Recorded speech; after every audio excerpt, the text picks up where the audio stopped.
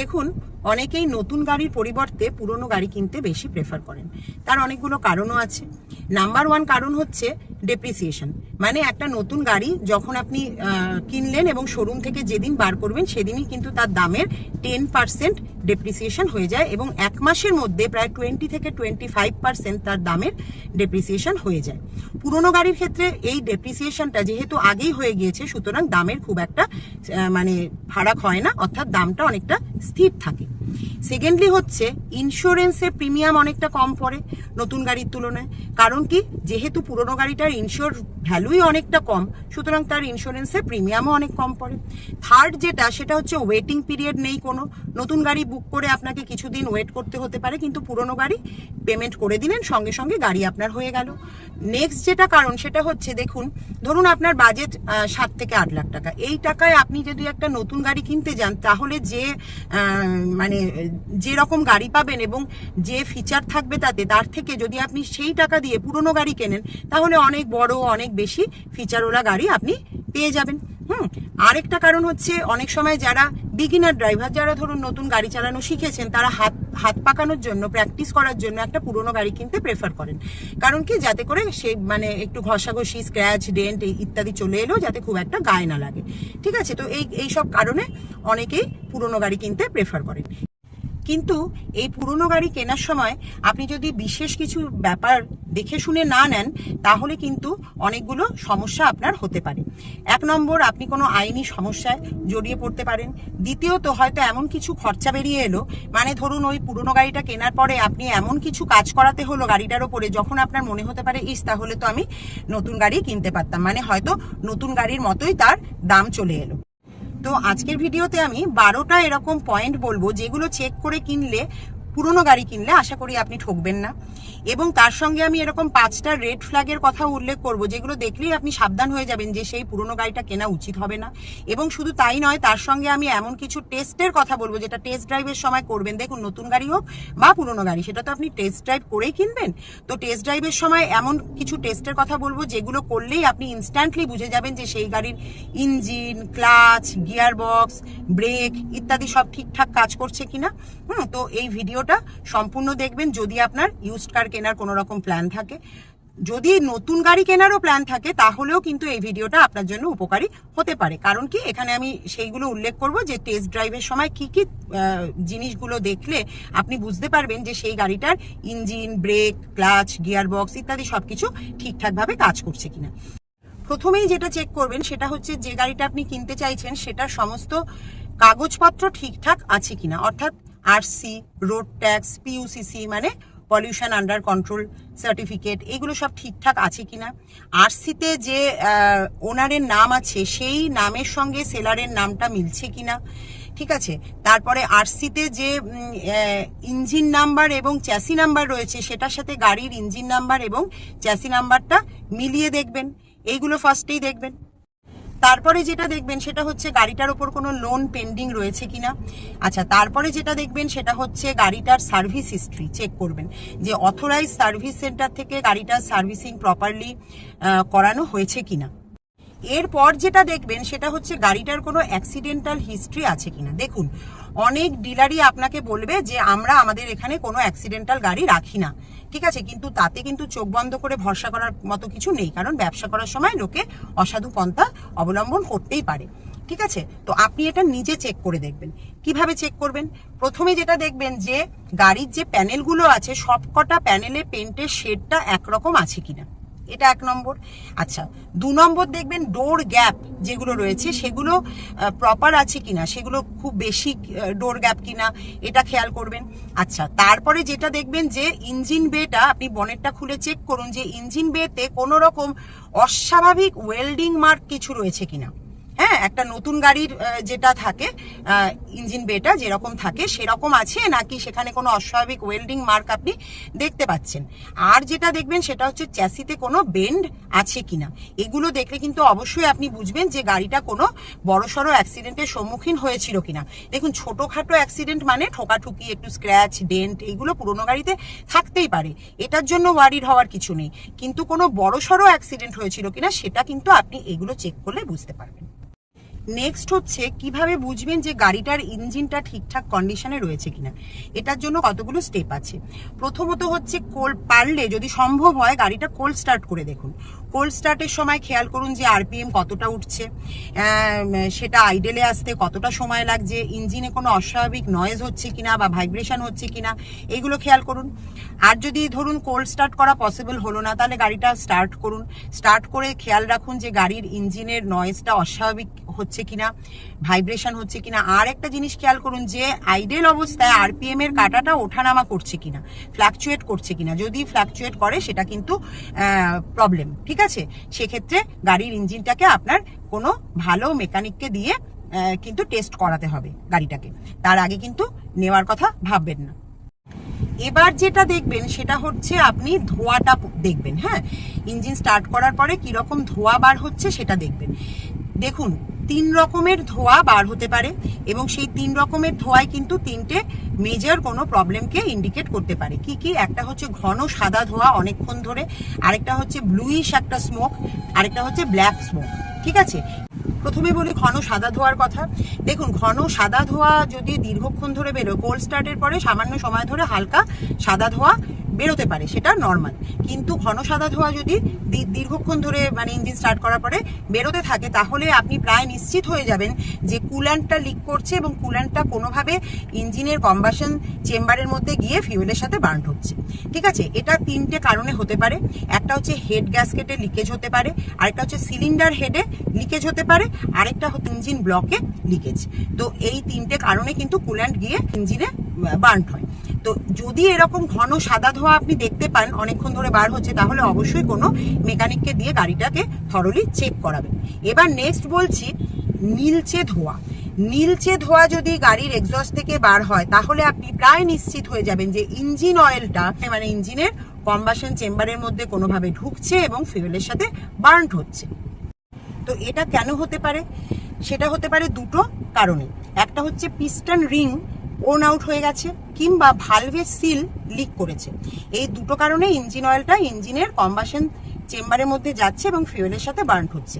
এক্ষেত্রে আপনি দেখবেন অ্যাক্সিলারেটর প্রেস করলে ওই ধোঁয়ার পরিমাণ আরো বাড়বে এবং ওই ধোঁয়ার মধ্যে একটা তীব্র বার্ন স্মেল, একটা পোড়া গন্ধ, আপনি তেল পোড়া গন্ধের মতন গন্ধ আপনি পাবেন। তো এরকম ধোঁয়া যদি বেরোতে দেখেন তাহলে অবশ্যই সাবধান হয়ে যাবেন এবং চেক না করে সে গাড়ি কিনবেন না। এবার বলছি ঘন কালো ধোঁয়া।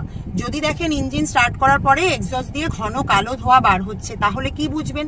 তাহলে বুঝবেন যে ইঞ্জিনে যে ফিউয়েলটা যাচ্ছে সেটা কমপ্লিটলি বার্ন হচ্ছে না, অর্থাৎ ফিউয়েল বেশি এয়ার কম, তার ফলে আনবার্নড কার্বন পার্টিকেলস গুলো ওই এমিশনে ধোঁয়ার মাধ্যমে বার হচ্ছে, ঠিক আছে। এটা হতে পারে 3টে কারণ।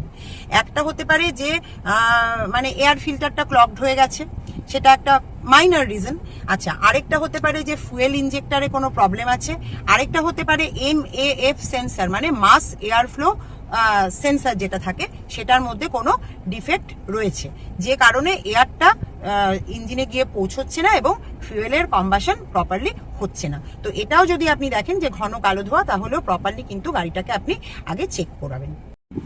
নেক্সট যেটা চেক করবেন সেটা হচ্ছে ইঞ্জিনের সাউন্ডটা শুনুন। সব উইন্ডো তুলে দিয়ে ইঞ্জিনটাকে স্টার্ট করুন এবং তার সাউন্ডটা শুনুন। কোনো অস্বাভাবিক মানে কোনো টিকিং সাউন্ড বা কোনো নকিং সাউন্ড পেলে কিন্তু একটু সাবধান হয়ে যাবেন এবং কোনো ভালো মেকানিকের সঙ্গে কথা বলে গাড়িটাকে চেক করবেন, ঠিক আছে। আরেকটা যেটা দেখবেন সেটা হচ্ছে ইঞ্জিন অয়েলটাকে চেক করুন। ইঞ্জিন অয়েলটা যদি খুব বেশি পাতলা বা খুব বেশি গাঢ় দেখায় কিংবা সাদা দুধের মতো যদি দেখায়, যেটা কুল্যান্ট যদি ইঞ্জিন অয়েলে মিক্স হয়ে যায় কোনোভাবে, সেক্ষেত্রে হতে পারে। তো এই ধরনের কিছু অস্বাভাবিকতা যদি ইঞ্জিন অয়েলের মধ্যে দেখতে পান, তাহলেও কিন্তু একটু সাবধান হয়ে যাবেন। এবারে বলছি কিভাবে গাড়িটার ক্লাচের কন্ডিশনটা বুঝবেন। দেখুন, ক্লাচের বাইটিং পয়েন্টটাকে ফার্স্টে চেক করুন। বা বাইটিং পয়েন্টটা সাধারণত 50%-এর মধ্যে থাকার কথা। যদি দেখেন বাইটিং পয়েন্টটা অনেকটা ওপরে উঠে এসেছে, মানে ক্লাচ অনেকটা ছাড়লে তবে বাইটিং পয়েন্টটা অ্যাচিভ হচ্ছে, তাহলে কিন্তু বুঝবেন যে ক্লাচ প্লেট মানে স্লিপ করছে কিংবা ক্লাচের ওয়্যারিং কিন্তু শুরু হয়ে গিয়েছে। এইটা একটা। আরেকটা কিভাবে বুঝবেন সেটা হচ্ছে টেস্ট ড্রাইভের সময় 3rd গিয়ারে গাড়িটাকে চালিয়ে হঠাৎ করে অ্যাক্সিলারেট করুন, সাডেনলি অ্যাক্সিলারেট করুন। এক্ষেত্রে যদি দেখেন যে আরপিএম বাড়ছে কিন্তু স্পিড সেভাবে বাড়ছে না, সেক্ষেত্রে কিন্তু আপনি প্রায় নিশ্চিত হয়ে যাবেন যে ক্লাচ স্লিপ করছে এবং ক্লাচের ওয়্যারিং বেশ ভালো রকম ভাবে হয়ে গিয়েছে। নেক্সট যেটা দেখবেন সেটা হচ্ছে গাড়িটার গিয়ার বক্সটা ঠিক আছে কিনা। এটা দেখা খুব সহজ, সিম্পলি প্রত্যেকটা গিয়ার এনগেজ করে দেখুন। হ্যাঁ, যদি দেখেন যে গিয়ার শিফটিং স্মুথলি হচ্ছে তাহলে ঠিক আছে। আর যদি দেখেন যে কোনো গিয়ারে শিফট করতে গিয়ে মানে কোনো গ্রাইন্ডিং সাউন্ড আসছে, কড়কড় করে আওয়াজ হচ্ছে বা কষ্ট হচ্ছে গিয়ারটা লাগাতে, তো সেক্ষেত্রে কিন্তু ভাববেন যে গিয়ার বক্সে কোনো প্রবলেম থাকতে পারে। নেক্সট, কিভাবে সাসপেনশনটা চেক করবেন গাড়িটার। একটু খারাপ রাস্তায় গাড়িটাকে টেস্ট ড্রাইভের সময় চালিয়ে দেখুন। যদি দেখেন যে স্টিয়ারিং ভাইব্রেট করছে কিংবা গাড়িটা বেশি নড়বড় নড়বড় করছে, তাহলে বুঝবেন গাড়িটার সাসপেনশন খারাপ হতে পারে। আচ্ছা, এবারে যেটা দেখবেন সেটা হচ্ছে গাড়িটার ব্রেকটা টেস্ট করে দেখবেন। এটা কিভাবে করবেন সেটা হচ্ছে টেস্ট ড্রাইভের সময় মোটামুটি 40 স্পিডে 3rd বা 4th গিয়ারে চালান গাড়িটাকে, ঠিক আছে। তারপরে সাডেনলি ব্রেক করুন। সাডেন ব্রেকিং মানে একদম সেই ইয়ে করতে হবে না, জোরে ব্রেক প্রেস করতে হবে না, মডারেট ভাবেই ব্রেকটা প্রেস করুন, কিন্তু প্রেস করুন এবং প্রেস করার সময় স্টিয়ারিংটাকে এরকম সোজাভাবে ধরে থাকুন। যদি দেখেন যে স্টিয়ারিংটা সোজাভাবে ধরে থাকা অবস্থাতেও ব্রেক করার সময় আপনার ওই গাড়িটা ডান দিকে বা বাদিকে টানছে, তাহলে বুঝে যাবেন যে ব্রেকের ক্যালিপারে প্রবলেম রয়েছে কিংবা ব্রেকের যে প্যাডটা আছে সেটা আনইভেনলি ক্ষয়ে গেছে। আর যদি ওই স্টিয়ারিং ধরে থেকে ব্রেক করা অবস্থায় আপনি যদি দেখেন স্টিয়ারিং এ কোনো ভাইব্রেশন হচ্ছে, তাহলে বুঝবেন যে ব্রেক ডিস্ক আনইভেনলি ওয়ার্পড হয়ে গেছে, মানে বেঁকে চুলে গেছে, ঠিক আছে। তো সেক্ষেত্রে কিন্তু এই ব্রেকিং এই ব্যাপারটাকে ভালোভাবে মেকানিককে দিয়ে টেস্ট না করিয়ে বা চেক না করিয়ে সেই গাড়িটা কিনবেন না। নেক্সট যেটা বলবো সেটা হচ্ছে গাড়িটা কেনার আগে সমস্ত ইলেকট্রিক্যালস এবং ইলেকট্রনিক্স গুলো কিন্তু ভালো করে চেক করবেন। হয়তো ভাবলেন একটা ইন্ডিকেটরের লাইট জ্বলছে না বা পাওয়ার উইন্ডোটা উঠতে একটু কষ্ট হচ্ছে, এটা আর কি এমন প্রবলেম, পরে আমি ঠিক করিয়ে নেব। কিন্তু মডার্ন কারগুলো সমস্ত কিন্তু সেন্সার কন্ট্রোলড হয়, তো এক্ষেত্রে কিন্তু ওই কাজগুলো করাতে গেলে সেন্সারের দামটা তো পড়বেই, তার সাথে কিন্তু সার্ভিস চার্জটাও অনেক পড়ে যেতে পারে। তো সুতরাং এই সমস্ত কিছু ইনফোটেনমেন্ট সিস্টেম থেকে শুরু করে গাড়ির সমস্ত এক্সটার্নাল লাইট, ইন্টারনাল লাইট সব কিছু ভালোভাবে চেক করে, পাওয়ার উইন্ডো সব কিছু চেক করে তবেই কিন্তু গাড়িটাকে ব্যাপারে চিন্তা ভাবনা করবেন। লাস্টলি আপনি যেটা দেখবেন সেটা হচ্ছে সেই গাড়িটার টায়ারগুলোর কন্ডিশন।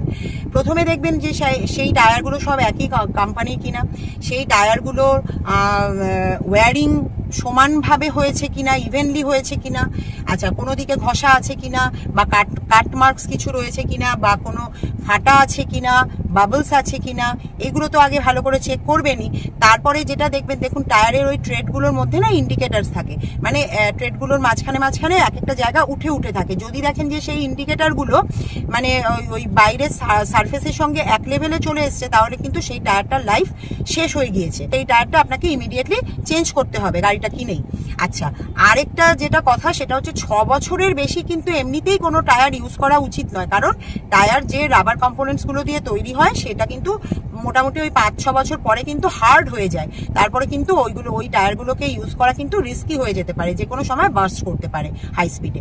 দেখেন যে টায়ারগুলোর কন্ডিশন একেবারেই খারাপ, মানে আপনাকে গাড়িটা কিনেই টায়ারগুলোকে চেঞ্জ করতে হবে, তাহলে আপনি সেক্ষেত্রে ডিলারের সঙ্গে সে ব্যাপারে একটা নেগোসিয়েশনে আসতে পারেন যে আমাকে তো এগুলো চেঞ্জ করতে হবে, সুতরাং সেই গাড়ির মডেল অনুযায়ী তার সেই টায়ারের যা দাম সেটা আপনি নিয়ে একটা কথাবার্তার মধ্যে আসতে পারেন। আর যদি যে টায়ারটা লাগানো আছে সেটা সমেতই আপনি গাড়িটা ইউজ করতে চান বা সেটা সমেতই আপনি গাড়িটা কিনতে চান, সেক্ষেত্রে কিন্তু আপনাকে দেখতে হবে টায়ারগুলোর ম্যানুফ্যাকচারিং ডেট। দেখুন টায়ারের গায়ে একটা ডিওটি এই একটা কোড থাকে, ডিওটি মানে ডিপার্টমেন্ট অফ ট্রান্সপোর্টেশন। এই কোডটার মধ্যে একদম যে লাস্টের 4টে ডিজিট, অর্থাৎ এখানে দেখুন সেটা হচ্ছে 3221, অর্থাৎ এই যে লাস্টের 4টে সংখ্যা রয়েছে এর মধ্যে আবার একদম শেষের দুটো সংখ্যা মানে এই যে 21, এই দুটো হচ্ছে ডিনোট করছে ইয়ার অফ ম্যানুফ্যাকচারিং, মানে 2021 সালে টায়ারটা তৈরি হয়েছিল। আর তার আগের দুটো মানে 32 মানে এটা ডিনোট করছে হচ্ছে উইক অফ ম্যানুফ্যাকচার, মানে এইটা ওই 2021 সালের 32তম সপ্তাহে এই টায়ারটা তৈরি হয়েছিল। তম সপ্তাহ মানে অগস্ট মাসে, 2021 সালের অগস্ট মাসে এই টায়ারটা তৈরি হয়েছিল। যদি দেখেন যে সেটা প্রায় মানে 6 বছরের বেশি পুরনো হয়ে গেছে, তাহলে কিন্তু সেই টায়ারটা আপনি অ্যাকসেপ্ট করবেন না। অনেক সময় কি হয় জানেন তো, হয়তো গাড়িটা বেশি ইউজ হয়নি, হ্যাঁ, কিন্তু টায়ারগুলো অনেক দিনের পুরনো, কিন্তু যেহেতু ইউজ হয়নি দেখতে হয়তো মনে হচ্ছে যে নতুন, ঠিক আছে। তো কিন্তু ম্যানুফ্যাকচারিং ডেটটাতে গিয়ে আপনি দেখলেন যে ওটা হয়তো 6-7 বছরের পুরনো টায়ার, তো সেক্ষেত্রে কিন্তু সেই টায়ারটা আপনি আর ইউজ করতে পারবেন না, অর্থাৎ গাড়িটা কিনেই আপনাকে টায়ারগুলো চেঞ্জ করতে হবে। সুতরাং টায়ারের ম্যানুফ্যাকচারিং ডেটটাকে চেক করে নেওয়া কিন্তু খুব দরকার এই কারণে। আচ্ছা, এবার বলছি 5টা এমন রেড ফ্ল্যাগের কথা যেগুলো দেখলেই কিন্তু আপনি সেই পুরনো গাড়িটা কেনা থেকে সাবধান হবেন। প্রথম হচ্ছে টেস্ট ড্রাইভ দিতে টালবাহানা করা। ডিলার হয়তো টেস্ট ড্রাইভ দিতে চাইছে না, মানে আজ নয় কাল নয় পরশু এইসব করে যাচ্ছে, তাহলে কিন্তু অবশ্যই এটা একটা রেড ফ্ল্যাগ, এটাকে ইগনোর করবেন না। সেকেন্ড হচ্ছে অস্বাভাবিকভাবে পরিষ্কার পরিচ্ছন্ন ইঞ্জিন বে।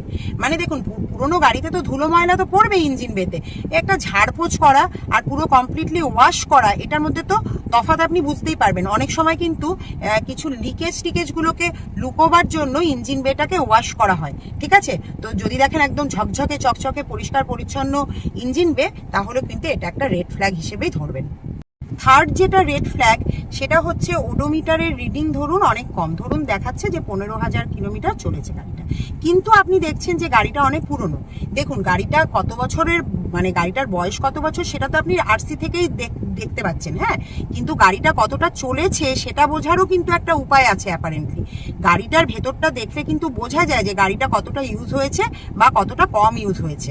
স্টিয়ারিং এর কন্ডিশন, সিটের কন্ডিশন, পেডালসগুলো কতটা ক্ষয় হয়েছে ইত্যাদি, এইগুলো দেখলে কিন্তু সিট বেল্টটা কিরকম কন্ডিশনে আছে, এগুলো দেখলে কিন্তু আপনি বুঝতে পারবেন যে গাড়িটা বেশি চলেছে নাকি কম চলেছে। তো এগুলো সঙ্গে যদি ওডোমিটারের রিডিং না মেলে, যদি দেখেন যে গাড়িটার ভেতরকার কন্ডিশন এমন যে দেখেই মনে হচ্ছে গাড়িটা প্রচুর চলেছে, টায়ারগুলোও প্রচুর ঘষা, কিন্তু ওডোমিটারে দেখাচ্ছে মাত্র 15,000 কিলোমিটার চলেছে, সেক্ষেত্রে এটা কিন্তু অবশ্যই একটা রেড ফ্ল্যাগ, হয়তো ওডোমিটারে ট্যাম্পারিং করা হয়েছে। ফোর্থ যেটা রেড ফ্ল্যাগ সেটা হচ্ছে ওই এক্সস্ট দিয়ে 3 রকম রঙের ধোঁয়া বেরোনো, যেটা আমি আগেই বললাম, অর্থাৎ ঘন সাদা ধোঁয়া, ঘন কালো ধোঁয়া কিংবা ব্লুইশ ধোঁয়া, এগুলো যদি বেরোয় সেগুলো বিভিন্ন রকমের প্রবলেমকে ইন্ডিকেট করছে, অর্থাৎ এটাও একটা রেড ফ্ল্যাগ। আর 5 নম্বর একদম লাস্টলি যেটা বলবো সেটা হচ্ছে ধরুন একটা টোপ টাইপের, মানে কিরকম, ধরুন এমন ভেরিয়েন্টের এমন মডেলের একটা গাড়ি আপনি চুজ করেছেন যেটার দাম অন্যান্য সেকেন্ড হ্যান্ড কারের ডিলারশিপে অনেকটাই বেশি, কিন্তু এই ডিলারশিপে অনেকটা কম, ধরুন 50-60 হাজার টাকা কমে আপনি পাচ্ছেন।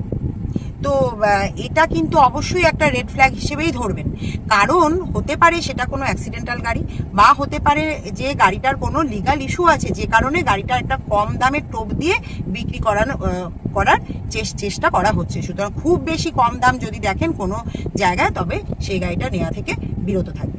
তো আজকে আমি সেকেন্ড হ্যান্ড গাড়ি কেনার বিষয়ে কয়েকটা ছোটোখাটো টিপস বললাম।